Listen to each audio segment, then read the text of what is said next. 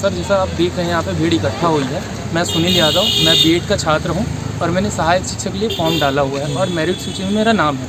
हम लोग का जो कंसर्न यहाँ पे ये है कि जब इसका नोटिफिकेशन आया था गवर्नमेंट के द्वारा, डीपीआई के द्वारा, जो लोक शिक्षण संस्थानालय रायपुर है छत्तीसगढ़, जो पूरी शिक्षा नीति यहाँ पे संभालती है, उन्होंने जब नोटिफिकेशन दिया 4 मई को, उसमें बीएड के छात्र सहायक शिक्षा के लिए पात्र थे। जब उन्होंने परीक्षा तिथि निकाली, परीक्षा लिया, तो सारे लोग परीक्षा दिलाए तब तक भी पात्र थे। जब रिजल्ट आया उस चीज़ का तब भी सब पात्र थे बीएड विद्यार्थी। इवन जब मेरिट लिस्ट आया था तब भी सारे पात्र थे। अब यहाँ पे बीच में एक केस ऐसा आया कि जो राजस्थान वाला केस था सुप्रीम कोर्ट का, उसका फैसला आता है 11 अगस्त को। कब आया? 11 अगस्त को। और हमारा नोटिफिकेशन ऑलरेडी जारी हो चुका था 4 मई को। तो उस 11 अगस्त के नोटिफिकेशन में सुप्रीम कोर्ट के जजमेंट में ये बोला गया था कि हमारे प्राइमरी टीचर में बीएड वाले एलिजिबल नहीं हो सकते, वो 11 अगस्त के बाद होना चाहिए था नियम से। लेकिन अभी क्या हुआ, उसको बेस रखते हुए हमारे जो छत्तीसगढ़ के डीएड वाले भाई हैं, डीएड वाले अभ्यर्थी हैं, उन्होंने एक केस दायर किया था हमारे हाई कोर्ट में, डीएड वालों को रखें और बीएड वालों को निकाला जाए। तो इसकी सुनवाई हाई कोर्ट ने दी है। सुनवाई नहीं, एक सुनवाई हुई 2 दिन पहले, उसमें यह कहा गया था कि अंतिम परिणाम अभी डीपीआई द्वारा जारी ना किया जाए। 14 दिन का समय शासन को दिया गया था कि आप इसके अगेंस्ट में जो भी आपको बोलना है वो आप अपना पक्ष रख सकते हैं। लेकिन यहाँ पे सर जो डीपीआई हमारा लोक शिक्षण संस्थानालय है, वो क्या किया है, वो 14 दिन का भी वेट नहीं किया है।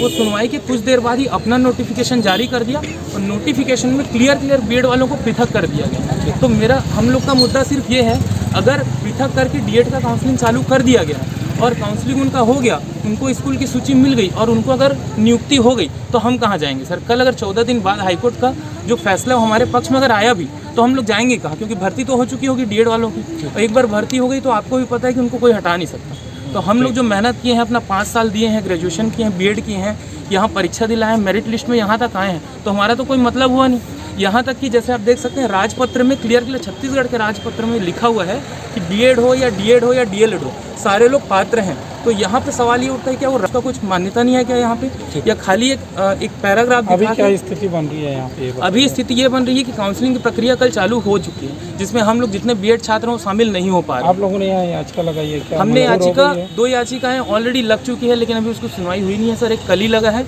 एक कब लगा था, मतलब लगा हुआ है, और आज एक और हम लोग लगाने जा रहे हैं यहाँ पे सारे लोग मिलकर। ठीक है, नाम बताइए अपना। मेरा नाम सुनील यादव है। और एक छोटा सा अपील है सारे बीएड अभ्यर्थी भाइयों के लिए कि कल वापस 25 अगस्त को हम हाई कोर्ट में यहाँ पर आएंगे, शामिल होंगे, इन मुद्दों पे और चर्चा करेंगे। तो जिन तक भी मेरा अपील पहुँच रहा है, मेरा संदेश पहुँच रहा है, वो अधिक से अधिक संख्या में यहाँ आए और हमारा सहयोग करें। मेरा नाम दिव्या चंद्राकर है और हम लोग सहायक शिक्षक में फॉर्म डाले थे। हम लोग एलिजिबल थे पहले, लेकिन जब से सुप्रीम कोर्ट का जजमेंट आया है तो हम लोग को काउंसलिंग से बाहर निकाल दिया गया है और हम लोग काउंसलिंग के लिए ही यहाँ पे आए हैं कि हमको ऐड किया जाए, और मेरिट में हमारा नाम होने के बाद भी हम लोग को हटा दिया गया है। तो ये हम लोगों का मेन प्रॉब्लम है सर। किस तरह का आदेश आया है? ये आदेश ऐसा है सर कि इसमें क्या बोलते हैं, स्टे लगा दिया गया है कि हम लोग अभी कुछ दिन के लिए नहीं कर सकते हैं। इसमें BEd versus BDC versus BEd का एक केस चल रहा था सर सुप्रीम कोर्ट में।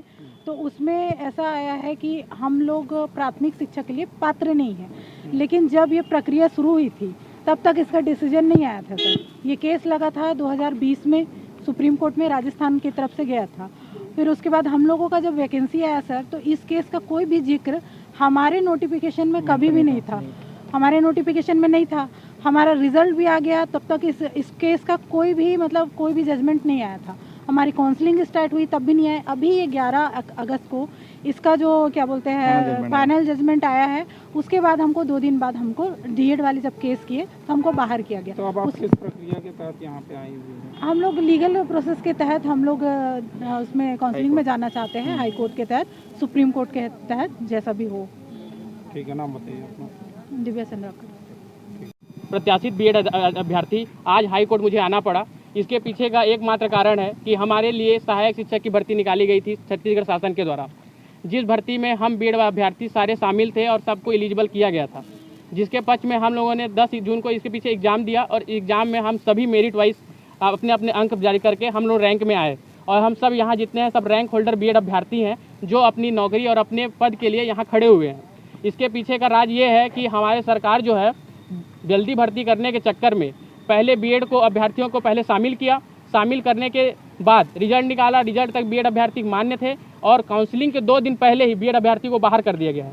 जिसके पक्ष में हम बाहर किया गया? हम लोग को काउंसलिंग से बाहर कर दिया गया है और मान के चलिए कि हमको नौकरी से ही बाहर करने की पूरी तरह से कोशिश उनकी है, पर ये कोशिश काम होने नहीं देंगे। हम सब बीएड अभ्यर्थी आज शामिल होने के लिए आप लोगों के सामने बात रख रहे हैं और सारे बीएड अभ्यर्थी जो भी इस वीडियो को देख रहे हैं, कृपया आइए, हाई कोर्ट आइए, अपने लिए खुद को लड़ाई करने के लिए तैयार रहिए। याचिका लगाई है क्या? हाँ, हम लोग ने यहाँ याचिका लगाई है। हाँ। याचिका भी हमारी दायर हो गई है और उसके बाद हम लोग इसके साथ साथ हम लोग और भी जितने नेता हैं हमारे मंत्रीगण हैं उनको भी विज्ञापन दे चुके हैं। सब हमारे पक्ष में। नाम बताओ।